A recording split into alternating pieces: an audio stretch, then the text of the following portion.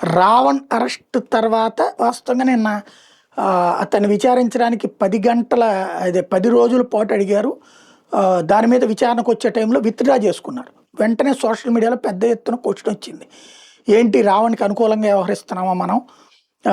UAPA act పెట్టి రెండో పక్కన విచారణ అక్కర్లేదని పోలీసులు చెప్పడం ఏంటని.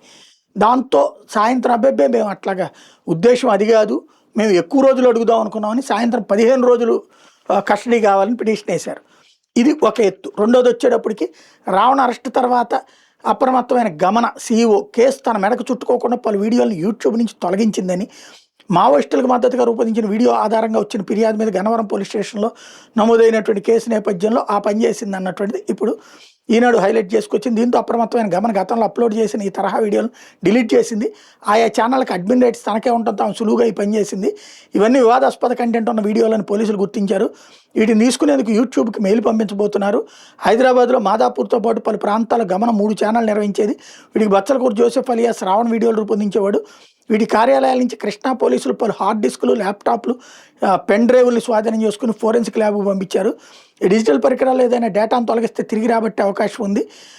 వైకాపా నేత ఇంద్రసేన చౌదరి పైసా అద్దె లేకుండా గమనకు తన ఫ్లాట్ ఇచ్చాడు. ఆమెకు ఆర్థికంగా కూడా తోడ్పాటు అందించినట్టు పోలీసులు గుర్తించారు. గమన ఇంద్రసేన బ్యాంక్ ఖాతాల వివరాలను తీసుకుని లావాదేవీలు విశ్లేషిస్తున్నారు. తనకు రావణ్ చేసిన వీడియోలకు ఎటువంటి సంబంధం లేదని విచారణలో గమన బుకాయించింది. తాను కేవలం రీల్స్ చేసుకుంటానని, వివాదాస్పద కంటెంట్ స్క్రిప్ట్తో సంబంధాలు లేదని చెప్పింది.